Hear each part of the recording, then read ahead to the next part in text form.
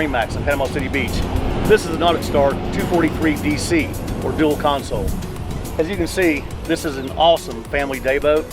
Tons of room, nice wide bow, lots of bow seating, floor space, very comfortable, great stereo, easy access to the anchor, and a bow boarding ladder so you can beach the boat and climb on and off the front without getting your feet wet.